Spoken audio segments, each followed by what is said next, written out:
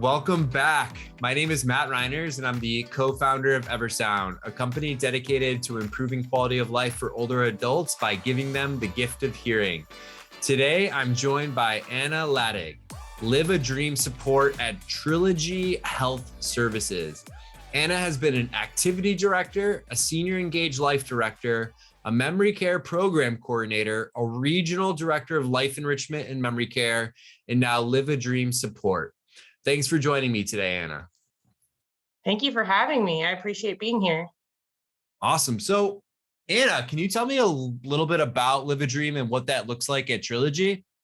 Yeah, so the Trilogy Live a Dream program started over 10 years ago with a program in Indiana called Never Too Late that was started by Bob Haverstick. In 2011, Bob was disbanding his organization and Trilogy was able to take it over, and we retitled it Live a Dream. So the program itself grants wishes for our seniors that live in our various communities. And the goal is really to help residents live life to the fullest and give them the chance to live out their dreams. So we have two different types of Live a Dreams. We have our bucket list dreams and our campus level dreams.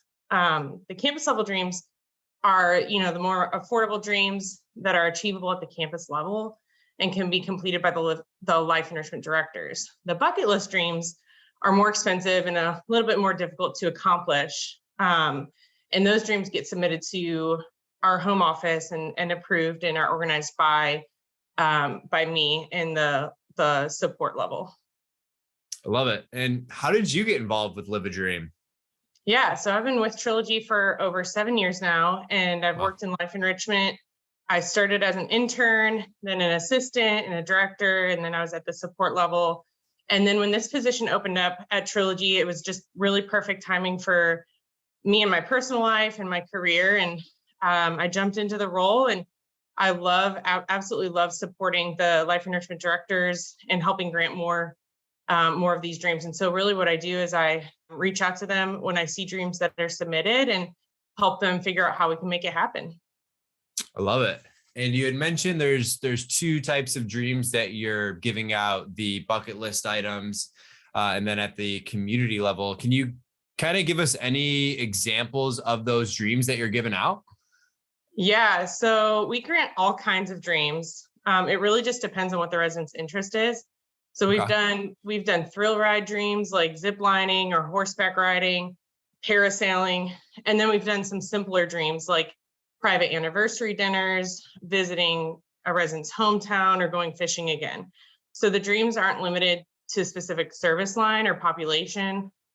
We grant dreams for independent living residents, our memory care residents, long-term care residents, even rehab residents. And right now we're focusing on granting dreams internally, but our CEO, Leanne Barney, has a dream herself of turning the Live a Dream program into something more national and external as well. Ooh, I love that. It's pretty meta. Yeah. Yeah. And so, because my next question, is it only for Trilogy residents maybe today, but you guys have some other plans in the process here? Yeah. So right now we're focusing on internal and really strengthening our internal program and getting our life enrichment directors excited about the Live a Dream program again post-COVID. And once we feel like we've got that under our belts, then we'll look more externally. Yeah, makes sense. You got to have the foundation in place and make sure you guys are able to execute on that before, spreading yourselves too thin. Totally get it. Yeah. And how do you go about gathering these dream ideas or these requests? Yeah.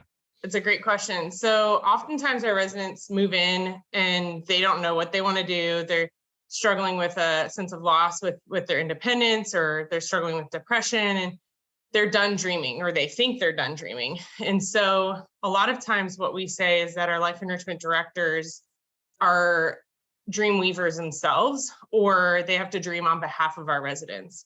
So we get some ideas from our life enrichment initial assessment when the resident first moves in, but the majority of our dream ideas actually come from our employees having personal relationships with the residents and getting to know them on a deeper level.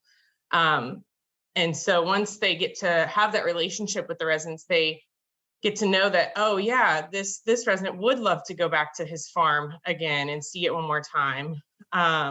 Or this resident used to love being a librarian in their former career. Maybe we could take them to the library and have them do story time again. So it just comes from getting to know our residents, really. Yeah. Hey, I think communication's key in that aspect, right? Getting to know them for what's important to them and really connecting with them on a personal level. Yes, it goes a long way. Yeah, absolutely. And I think that's really the approach to the person-centered care, right? And really going above and beyond and doing what's best for the individual. And I'm curious, are there any specific dreams that Trilogy has granted that, stick out or stay with you? Yeah, goodness, this one's really hard for me to answer because I feel like I could go on and on and on about the super cool dreams that we grant. I get really giddy and excited about them, but just some examples of recent dreams that we've done. We've done a skydiving dream for a 93-year-old resident. That was super cool. Parasailing dream for one of our memory care residents. He loved that one. We recently sent a 97-year-old to her 50th state to get her to cross off all 50 from her bucket list. Awesome. That one's super cool, but I would say the ones that stand out to me the most when I'm thinking about my favorites are the really emotional ones. So, for example, we had a gentleman from Ohio that served in the Coast Guard and the Navy as a captain, and his dream was just to get on a boat again.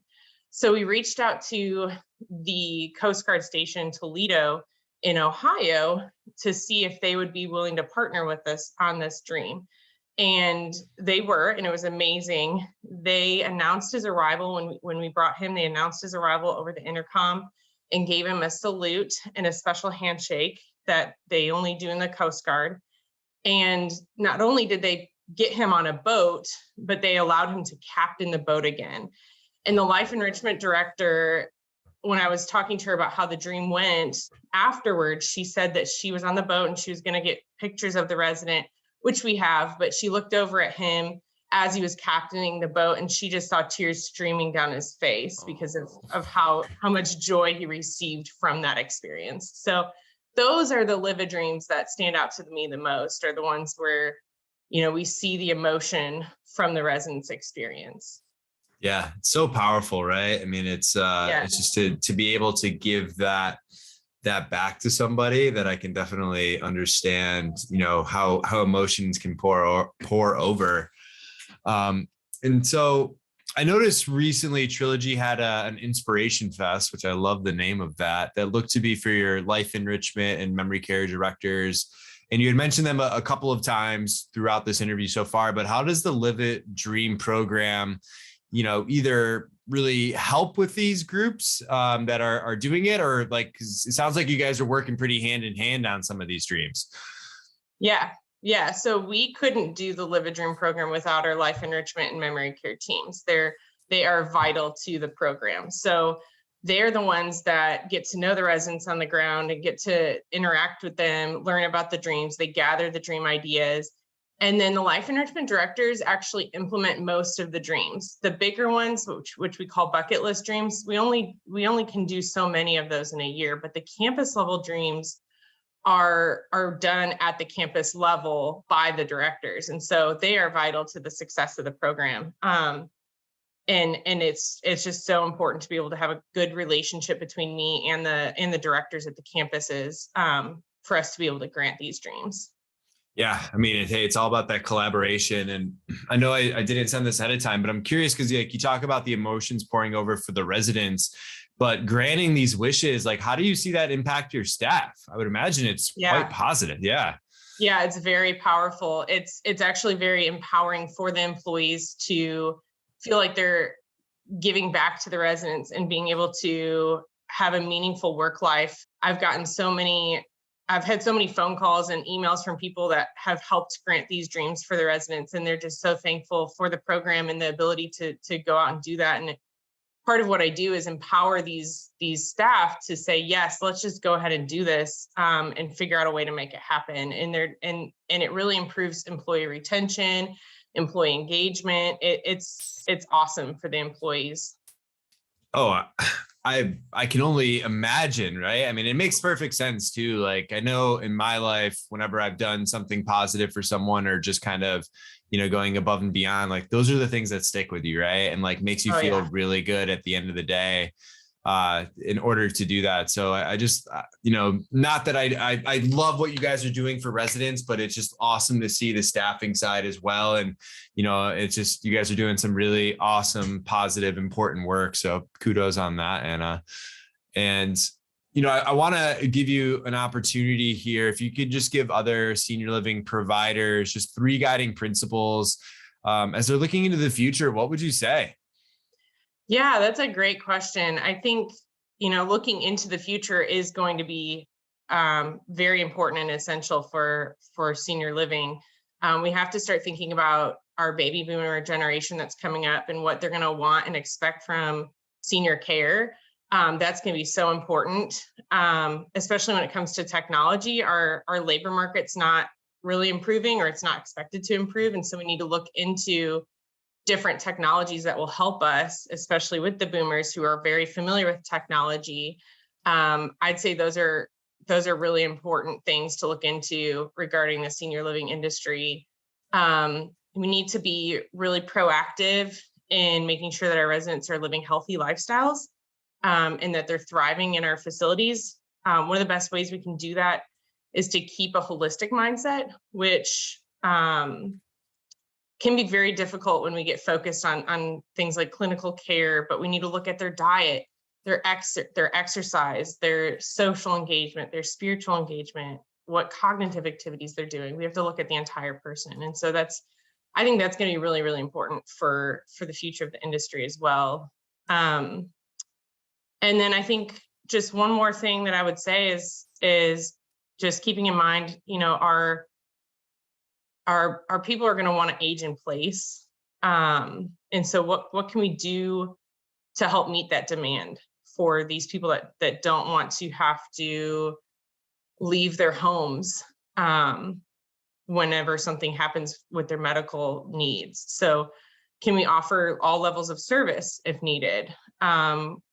How can we treat different situations outside of the acute care setting as well? So just kind of trying to think outside the box for senior living and try to explore some of these different areas of technology and the boomer generation. And I mean, there's so much that we can do, and exciting things that we can do going forward for the senior living industry.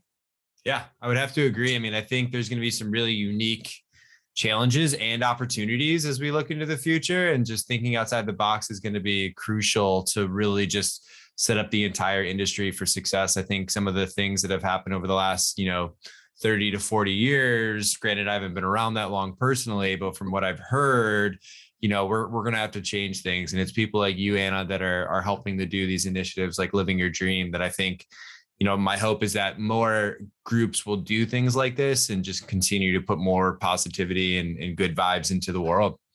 Yeah, absolutely. We have so much negative stuff already on social media and in the news. It's great to have some positive things to look forward to with senior living, especially, and the Live a Dream program helps provide that. So thank you. I love it. Well, thanks so much, Anna, for joining me today. And I know our listeners will find a lot of value in this. So thank you. Absolutely. Thank you so much, Matt.